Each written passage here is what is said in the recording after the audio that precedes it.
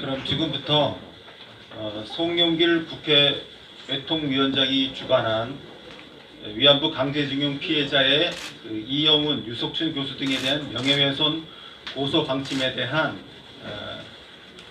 기자간담회를 열도록 하겠습니다. 저는 이승만 학당의 상근 이사로 있는 주익종이고요. 오늘 이 단상에 앉아 있는 분들을 소개하겠습니다. 단상에는 고소 명예훼손 혐의로 고소하겠다고 밝힌 4명이 나와 있고요. 그다음에 저희의 법률 대리인 변호사가 나와 있습니다.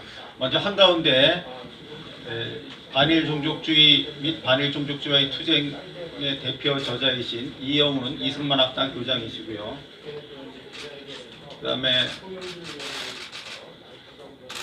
그다음에 제 오른편에는 반일 종족주의와의 투쟁의 필자인 이우연 낙성대 경제연구소 연구위원입니다. 그리고 저희와 같이 이번에 명예훼손 혐의로 고소하겠다는 그런 방침, 고소 대상에 오른 연세대학교 사회학과의 유석춘 교수님이시고요. 그 다음에 저희의 법률 대리인을 맡은 김기수 변호사입니다. 그러면 오늘 기자간담회를 열게 된 경위와 관련해서 저희가 준비한 서면을 읽음으로써 성명서를 읽음으로써 취지 설명을 대신하도록 하겠습니다.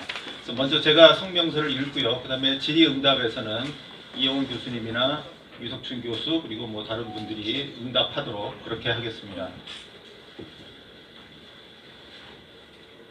성명서 송영길 국회 외통위원장 주관 위안부 강제징용 피해자의 이영훈, 유석춘 교수 등에 대한 명예훼손 고소를 규탄한다. 송영길 국회 외통위원장이 주관하여 지난 7월 2일 국회에서 위안부 강제징용 피해자 유족이 반일 종족주의와의 투쟁의 필자인 이영훈 전 서울대 교수 등 3인과 연세대 유석춘 교수를 명예훼손, 사자 명예훼손, 출판물에 의한 명예훼손, 국가보안법 위반 등의 혐의로 검찰에 고소한다는 기자회견을 열었다. 송영길 위원장은 이영훈 등의 역사 왜곡이 너무 심각하여 도저히 묵과할 수 없어서 고소를 하도록 했다고 발언했으며 고소인의 법률 대리인 양태정 변호사는 이영훈 등의 저서가 일제 강제징용 일본군 위안부 피해자들과 그 유가족들을 치욕과 절망 속으로 밀어넣었다고 비난하였다. 하지만 이영훈 등은 이들이 범죄의 사실로 적시한 내용을 책에 쓰거나 발언한 바가 전혀 없기에 오히려 이들이야말로 허위사실로서 이영훈 외 3인의 명예를 심각하게 훼손했다 할 것이며 이에 응분의 법적 책임을 묻고자 한다. 양태정은 기자회견문에서 필자 3인이 반일 종족주의에서 일본군 위안부는 매춘부였고 강제징용이 아니라 조선인들이 입신양명할 수 있는 천재 이루의 기회였으며 독도는 일본 땅이니 돌려주어야 한다는 터무니없는 주장을 했고 또 반일 종족주의와의 투쟁에는 기존의 주장을 한층 강화하는 내용을 담았다고 했다. 그러나 이영훈 등은 위안부가 매춘부였다거나 노무동원이 입신양명할 수 있는 천재 이루의 기회였다거나 독도는 일본 땅이니 돌려주어야 한다고 쓴 바가 전혀 없다. 책의 어디에도 그런 표현이나 취지의 서술이 없다. 고소인이나 송 위원장은 필자들의 책에서 그런 표현이나 그런 취지의 서술을 찾아서 근거로 제시해야 할 것이다. 이영훈은 일본군 위안부제 문제를 접근함에 있어서 그것이 조선왕조 이래 국가권력, 남성, 가부장 권력에 의한 빈곤계층의 여인에 대한 성지배와 약취의 긴 역사에서 1937년부터 1945년 사이에 빚어진 그 시대 고유의 역사적 현상임을 설명하였다. 일본군 위안부제가 범죄일지인데 그것은 위안소를 설치한 일본 국가, 그에 협조한 조선 총독부, 전차금을 제시하고 위안부를 모집한 주선업자, 취업에 동의하여 딸을 주선업자에게 내어준 호주 등이 공범으로 책임질 일이었다. 매춘부라는 표현은 이러한 위안부제의 역사성을 담지 못하는 용어이기 때문에 이영훈은 두 책의 어디에서도 그를 사용한 바가 없다. 마찬가지로 조선인 노무자가 일본에 가는 것이 입신양명의 기회라고 표현한 바도 전혀 없다. 천재 이루의 기회란 표현이 있는데 이는 학도지연병에 관한 서술에서 나온 것일 뿐 노무동원과는 전혀 관련이 없다. 또한 송 위원장은 일제히 노무동원과 관련하여 강제 노동의 대가조차 지급하지 못했다고 주장하였는데, 우리는 전후 일본 기업이 조선인 노무자에 대한 미불금을 공탁한 자료나 개별 기업의 자료를 통해 그것이 사실이 아님을 밝혔다. 이를 부정하는 학술 연구는 국내에서도 일본에서도 아직 제출된 바가 없다. 노무현, 이명박, 박근혜 정부도 일본 정부가 건네준 미불금 공탁 자료에 기초하여 과거사 진상규명과 청산 작업을 수행한 바 있다. 다시 말해 그것을 사실로 인정한 것이다. 우리는 국회의 외교통일위원장이라는 인물이 단지 기존의 통념을 답습하여 새로운 학술적 성과를 매도하는 작태에 깊은 개탄을 금치 못한다. 그것은 일제와 노무동원 피해자 유족을 배석시킨 정치 쇼로서 학술 연구 성과를 부정하는 반지성 헛고일 뿐이다. 아울러 이영우는 독도 왕조가 독도의 객관적 위치를 인지하거나 그것을 영토로 실효 지배한 적이 없다고 썼으나, 그렇다고 해서 독도가 일본 땅이라고 주장한 바는 전혀 없다. 그 대신 이영우는 영토의 변경은 오로지 정치적 군사적 의지의 수산이며 1952년 이승만 대통령이 독도를 우리의 영토로 편입한 것은 강대국 미국과 일본을 향해 신생 대한민국이 정신적 독립을 선포한 것과 다를 바 없는 쾌거였다고 그 역사적 의의를 강조하였다. 이영우는 독도를 실효 지배하고 있음에도 불구하고 몇 가지 고문원에서 독도 영우의 근거를 찾고 그로써 이웃나라와 분쟁을 증폭하는 일이 무용무익함을 지적하였다. 기자회견을 주관한 송영길 위원장과 기자회견문을 작성한 양태정 변호사에게 묻는다. 과연 우리의 반일 종족주의와의 투쟁을 읽기나 했는가? 책을 제대로 읽지도 않고 싸구려 언론에 떠도는 이 말 저 말을 짜깁기 하여 우리를 고소하겠다는 두 사람의 작태는 우리가 힘줘 비판한 종족주의의 행태, 바로 그것이다. 한편 유석춘 교수는 대학 강의 중에 일본군 위안부가 되는 과정이 지금이 매춘업에 진입하는 과정과 비슷하다는 발언을 한 바 있다. 그런데 이는 위안부가 자발적으로 되었다는 말이냐는 학생의 질문에 대해 오늘날도 그러하듯이 당시에도 극빈계층의 생활고가 딸들을 위안부로 내몰았음을 설명하는 취지의 발언이었다. 유 교수는 이러한 상황을 요약해 강의에서 자의반 타의반이라고 표현하기도 했고, 또한 생활이 어려워서 그렇지 내가 위안부 본인이 원해서가 아니에요 라고 표현하기도 했다. 국가, 남성, 가부장 권력이 취약계층 여성의 성을 지배하는 당시 사회의 구조적 모순 하에서 위안부로 몰린 여성들에게 자발이냐 강제냐 식의 질문은 애초에 의미가 없다.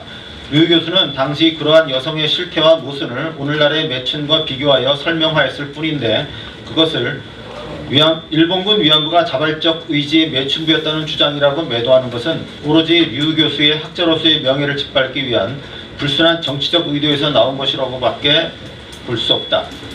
송영길 위원장과 양태정 변호사는 허위 사실로서 반일 종족주의의 필자들과 유석춘 교수의 명예를 심각하게 훼손한 것에 대해서 그 책임을 져야 할 것이다.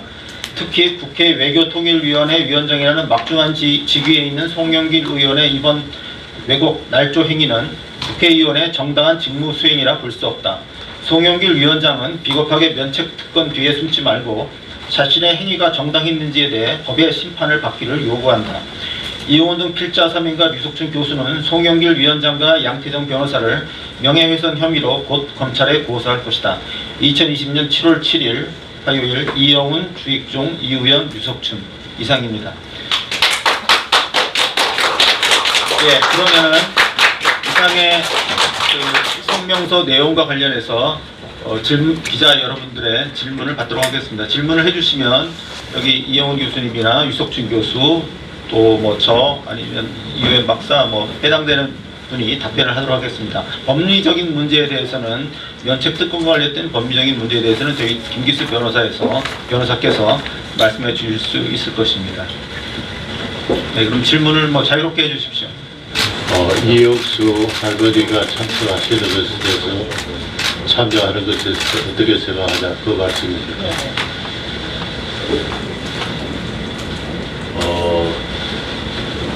거기에 대해서도 본건에 대해서 집약한데 이번 주 중으로 양태정 변호사가 작성한 저희들에 대한 고소나 고발 입건이 검찰에 제출될 것으로 하는데 그것이 저희들에게 전달된 이후에 판단될 문제입니다.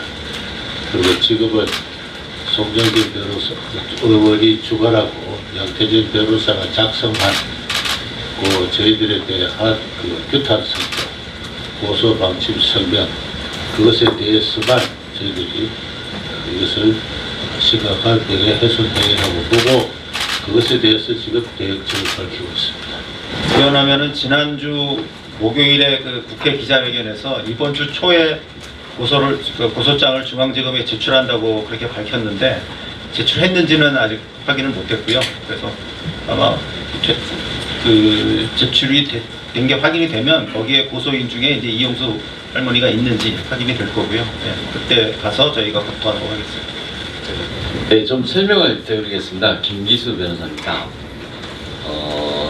오늘 기자회견의 취지는 지난번 있었던 송영길 외통위원장의 국회 소통관에 있었던 기자회견에 있어서의 불법행위, 그 불법행위에 대해서 저희가 그 내용이 전혀 사실이 아님을 밝히고 그리고 거기에 대해서 법적 대응을 하겠다. 먼저 법적 대응의 첫 순서로서 형사고소로 명예훼손으로 형사고소를 하겠다는 것이 이번 기자회견이고요.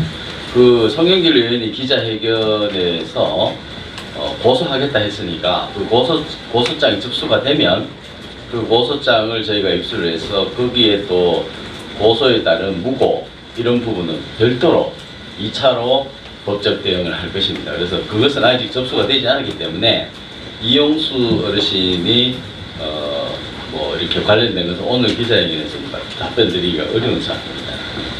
14년 전에 있었던 그 사실을 제가 지금 상세히 다 검토를 하지를 못했는데 되돌아보면 당시 시작하고자 했던 정부가 시작하고자 했던 과거사 청산 작업 그 여러 가지가 있는데 그것을 그 특정 개인에게 소수의 몇 사람에게 책임을 지운다고 과거사 청산이 되는 문제는 아니다 하는 그런 취지의 발언을 하는 도중에 일어난 일입니다. 그래서 위안부 문제가 하더라도 저는 경제사 전공자이기 때문에 극빈 계층의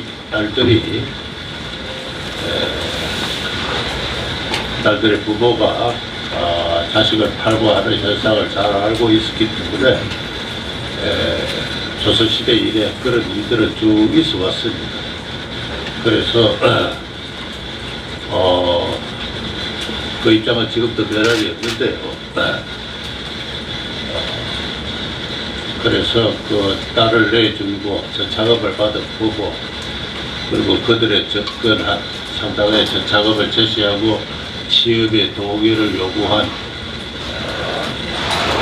인신 당시나 합법적인 형태로 이런 저 사람들을 모으러 다니는 주선업자들이 있었습니다. 그런 사람들의 책임도 있는데 법적으로 청산한다고 해서 그런 사람들의 책임을 추구까지 할 수 없지 않느냐.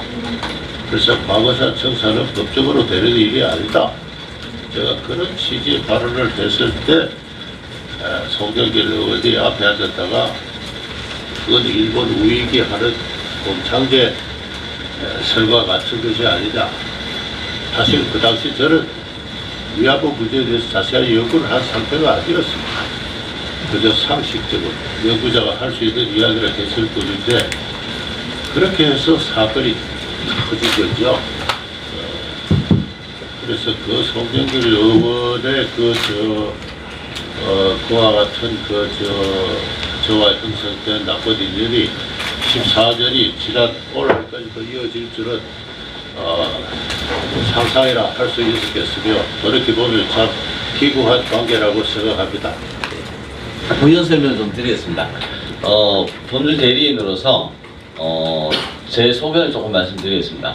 역사적 진실을 사법적 심사의 대상으로 할 수 있느냐에 대해서 우리는 깊이 성찰해야 되고 기자분들도 좀 생각을 해보셔야 된다고 생각합니다.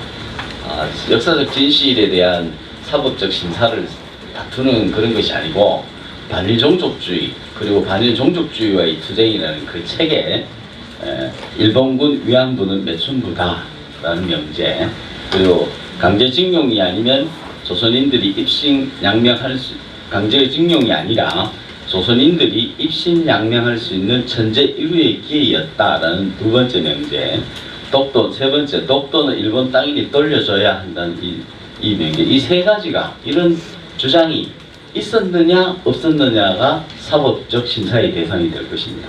이기수 변호사님께서 그 송영길 위원장이 국회 정무관에서 주관한 그 기자회견 행위가 면책 정당한 국회의원의 직무 수행 활동이고 면책 특권의 대상이 포함이 되는지 뭐 이런 부분에 대해서. 헌법은 국회의원의 면책 특권이 규정되어 있습니다. 그래서 이번에 그 송영길 의원이 국회 외교통상위원장이긴 하지만은 이제 국회 일정이 상임위 일정이 제대로 잡혀있지 아니한 그런 상태에서 상임위원회의 운영과는 정확하게 알려진 바는 없습니다. 하지만 국회의원의 면책특권이라는 것은 국회의원의 의정 활동의 일환으로서 수행이 돼야지 가능한 것입니다. 그 면책특권에 적용이 됩니다. 그래서 면책특권에는 형사 책임도 면제가 되고 민사 책임도 면제가 됩니다. 그런데 기자회견의 형식을 들었을 때에 그것이 면책특권이 대상이 되느냐라는 것은 그 장소가 당연히 국회 아니라는 것 때문에 면책특권이 대상이 아니라는 것입니다. 그래서 저희가 면밀히 지금 검토를 하고 있습니다만은 잠정적으로 내린 걸로는 국회의원의 면책특권의 대상이 아니다라는 것으로 제가 판단하고 있습니다. 의정활동의 일환으로서 한 것이 아니고 제가 볼 때는 기자회견의 목적이었다. 그리고 한마디로 말하자면은 불법성이 너무나 명백하다. 반일종족주의라는 책을 한 번만 읽었더라면 이런 기자회견에 있기가 어려웠을 것이라는 판단입니다. 제가 말씀드리고 싶은 것은 송영길 의원의 기자회견은 그야말로 하나의 그 법률적인 용어로 보면은 형법 교과서에 나오는 상상임신입니다. 상상임신. 그리고 거기에 따라서 또는 우리가 자신에 대한 공격을 지금 그 송영길 의원이 지역구 주민들을 데려 나오셨는데 그 지역구 주민들이 잘못된 언론 보도 또 그리고 뭐 SNS를 떠도는 이런 소문, 풍문 이런 것들에 의해서 자신의 명예가 침해됐다. 그리고 자신의 조상이 명예가 침해됐다라고 생각해서 나온 발언으로 생각돼서 이것은 법률적으로 오상방이다 이렇게 생각할 수도 있는데요. 가장 적합한 것은 송영길 의원님은 상상 임신을 했는지 아니면 악의적으로 했는지 둘 다 반드시 해명을 해야 될 것이고 그것이 오늘 기자회견 이후에 송영길 의원실 측에서 보소장이 접수가 된다고 한다 그러면은 그것은 상상 임신이 아니고 명백한 저의를 가진 우리 반일종족주의 저자들에 대한 명예훼손이 될 것입니다. 법정수랑을 들여다보면 언론이나 저희들도 마찬가지지만 아무래도 관심이 당사자들한테 가거든요. 녹슨 교수님이나 유원 교수님이나 저희는 저쪽에 이용수 씨라든지 송영길 의원 이런 당사자들한테 관심이 가게 되는데 중요한 거는 역사적 사실 진실 이런 문제가 국민들한테 전해지는 그런 문제라고 생각하는 문제가 거기에 위한 대책은 준비하고 계시는 게 재판이라는 게 그냥 대결 중심으로 가기 마련인데 그런 게 아니라 이 재판을 통해서 어떤 국민들한테 어떻게 전해야 되는 어떤 진실하고 사실이 있잖아요. 만약에 재판이 많이 진행이 된다면 그런 어떤 방식으로 저희는 오히려 저희가 이 반일 종족주의나 반일 종족주의와의 투쟁이라는 책자에 쓴 내용을 정확히 전달할 수 있는 하나의 기회가 된다고도 생각을 하는데요. 그러니까 이제 저희를 공격하는 입장에서 저희의 주장은 그냥 왜곡 날조하는 겁니다. 위안부가 매춘부였다고 썼다는 거예요. 그리고 또는 위안부는 공창이라고 썼다는 거고 근데 그런 게 아니거든요. 그런 게 아니고 아까 이용 교수님도 말씀하셨지만은 그런 그 시대의 고유한 뭐 가난이라든가 이런 문제가 있었고 또 일본의 전쟁 수행의 목표가 있었고 원래 공창제라고 하는 그 가난한 집의 딸들이 팔려가는 인육 시장이 있었고 이런 조건들이 복합적으로 작용해서 만들어진 게 일본군 위안부제라는 거고 그랬을 때 그거를 매춘부 이렇게 표현하면 저희 보고 매춘부라고 썼다고 공격을 합니다만은 매춘부라고 하면 그런 역사성이 안 드러난다는 거잖아요. 그 시대의 고유의 역사적인 내용을 담아서 다른 용어가 없는 거예요. 그냥 일본군 위안부제라고 쓸 수밖에 없는 거고 그 내용은 단순한 매춘부가 아니고 또 단순히 일본 국가만의 전쟁 국가에만 오로지 책임이 있는 일본의 책임이 있습니다. 일본 국가에만 책임 있는 전시 성폭력, 전쟁 범죄만이 아니라 가부장이라든가 말씀드린 또 주선업자라든가 이런 여러 사람들이 복합적으로 책임을 져야 되는 역사적 현상이다라는 건데 그런 부분들을 저희가 오히려 좀 더 명확하게 전달할 수 있는 좀 기회가 되지 않을까 그렇게 생각을 하고 있고요. 그거는 노무동원에 대해서도 마찬가지일 거라고 생각이 들어요. 노무동원도 저희가 뭐 강제동원을 부정했다고 하는데 강제동원을 부정한 게 아니거든요. 징용이라고 하는 것은 명백한 강제동원이라고 하는 거고 또 그 전 단계에서도 강제성이 있었다는 거예요. 그런데 강제성도 있지만은 또 가라고 자꾸 권유를 하면은 자발적 응해서 가는 또 자발성도 있는 거고 이런 복합적인 현상이라는 것을 이해를 하고서 이 문제에 접근하자라고 하는 게 저희가 이 책에 쓴 내용이고 그러니까 책에 쓴 내용들을 그렇게 거두절미하고 단순화시켜서 파악하지 말고 그걸 가지고 공격하지 말라 하는 거고요. 그런 의미에서 저희가 이번에 책임을 지라는 거죠. 저희 주장을 왜곡한 사람들에 대해서는 책임을 져야 된다라고 주장을 하는 겁니다. 네, 이 질문은 오늘 기자회견에 범위에 좀 넣어서나긴 했는데 네네. 제가 이제 변호사 일 아니 공대 일도 하기 때문에 이제 사실 공식적인 입장 말씀드리기 좀 그렇습니다만은 아까 말씀드린 대로 아까 제가 말씀드린 그 세 가지 명제라고 그랬는데 그 세 가지 명제가 참이냐 진실이냐라는 걸 가리는 것이 역사적 진실의 그 사법적 심사의 대상이라는 건데 그렇게 이제 그거는 두 번째 문제. 거기에 그 프레임에 빠져서 그 세 가지 명제가 참이냐 진실이냐는 논쟁으로 가게 되면은 당연히 위안부는 매춘부였다라는 그런 진술이 반일종족주의라는 책이 있죠. 저 책에 들어가 있는 것처럼 국민들이 착각을 한다는 겁니다. 그렇지 않다는 거예요. 그래서 이 세 가지 명제에 대한 부분이 저 책에 있느냐 없느냐가 저희 오늘 기자회견의 취지입니다. 그래서 그런 식으로 그 아까 세 가지 명제에 첫 번째 명제인 위안부는 매춘부였느냐 아니냐라는 이 책의 명제의 참이냐 진실이냐 문제는 국민들이 정대협에서 펴낸 책입니다. 이 정언집에 모두 다 수록이 되어 있습니다. 1997년입니다. 정대협 활동이 시작되고 나서 제일 먼저 이 정대협의 첫 번째 활동인데 이 책이 말해줍니다. 이 책이 정대협이 매춘부냐 아니냐고 하는 것은 이영훈 교수님한테 묻지 말고 이영훈 교수님한테는 저 반일종족주의 책 안에 위안부는 매춘부라는 주장을 담았냐 안 담았냐를 묻지 말고 책을 좀 읽어보시고 그 다음에 위안부는 매춘부냐 아니냐 이 문제는 이 책을 보십시오. 이 책을 보시고 정대협에 물어보십시오. 정대협에 물어보시면 이 책에는 여기에 김학순 어르신부터 해가지고 윤두리 어르신까지 여기 문옥주 또 이용수 여기에 어떻게 해서 위안부가 됐는지에 대해서 본인의 정언이 있습니다. 이 정언을 보고 아 이분이 이렇게 그 당시에 어떤 과정을 거쳐서 위안부가 됐구나 하는 책이 여기 이미 나와 있습니다. 이 나와 있는 이거를 보시고 그 명제가 참이냐 진실이냐는 문제는 국민들이 각자 판단하시는 것입니다. 그래서 그거에 대해서 참이냐 진실이냐를 학자의 그 연구를 한 학자에게 칼을 들이대면서 법정 고소를 들이대면서 이것이 진실이냐 아니냐라고 하는 사회는 굉장히 무서운 사회입니다. 저희는 법적 대응은 진실을 강요받는 것이 아니고 저희들은 진실을 강요받을 이유가 전혀 없습니다. 이 진실은 여기 들어있고요. 저기 저 반일 종족주의 책에는 전혀 또 다른 얘기가 들어있는 겁니다. 이거를 전제로 해서 또 쓰여진 책이기도 합니다. 한마디만 거두겠습니다. 지금 이 책은 97년에 정신대 문제 대책 협의회가 할머니들 증언을 토대로 자기들 이름으로 낸 책입니다. 이 책에 나와 있는 피해자들의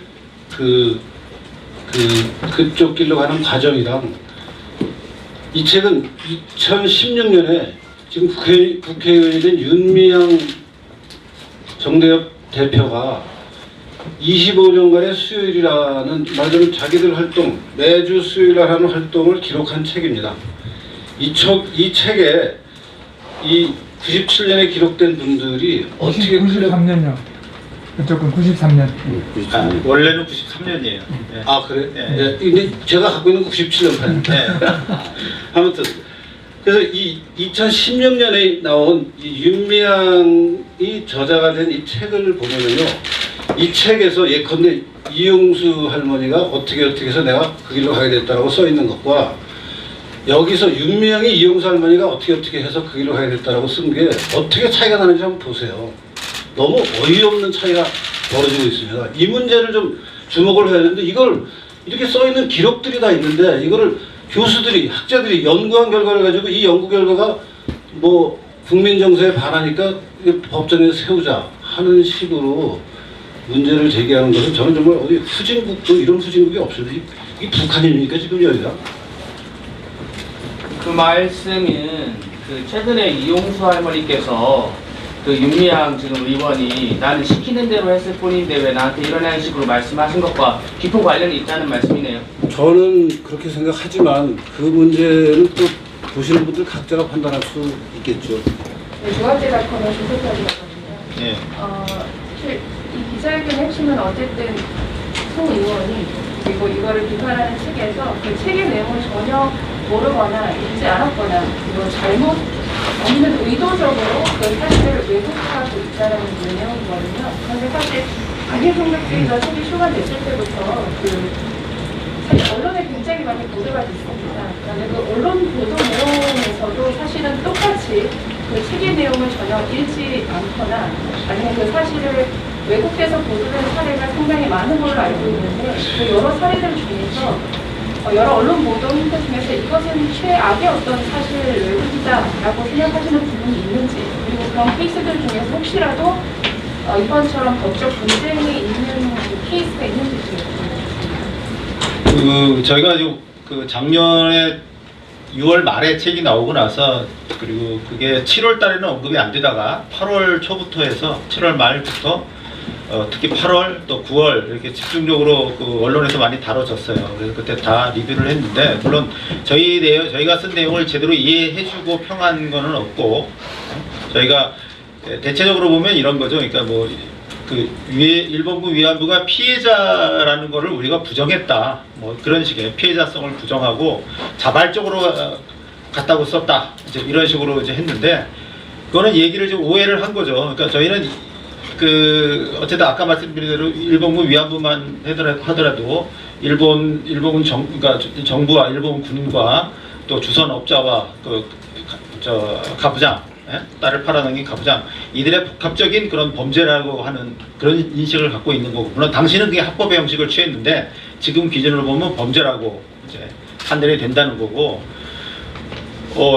본인의 의사에서 반해서 갔다는 거죠. 저희는 본인의 의사에 반해서 갔다는 건 저희도 인정을 하는 건데 그걸 저희가 이제 자발적으로 갔다는 식으로 썼다 이렇게 다 보도를 많이 했어요. 뭐 KBS도 하고 이렇게 했는데 저희가 하도 많아서 일일이 다 대응할 수는 없고 또 뭐 언론은 또 이렇게 저렇게 다룰 수 있는 어느 정도의 그 뭐 표현의 자유라든가 뭐 문평의 자유도 있다고 생각해서 용인을 했고요. 용인을 했는데 이번 경우에는 저희를 비난하는 거는 저희가 좋아요. 뭐 밖에서 외부에서 비난하는 건 좋은데 이 비난하는 정도가 아니라 어쨌든 왜곡된 주장을 가지고 저희가 그 사람들의 명예를 엄격하게 그러니까 위안부와 강제동원 피해자의 명예를 훼손했고 또 이게 한국인의 자존심 한국 국민으로서의 자존심에도 상처를 줬다고 하면서 저희를 형사 고소한다고 했기 때문에 저희가 이렇게 지금 대응을 하게 된 거고요.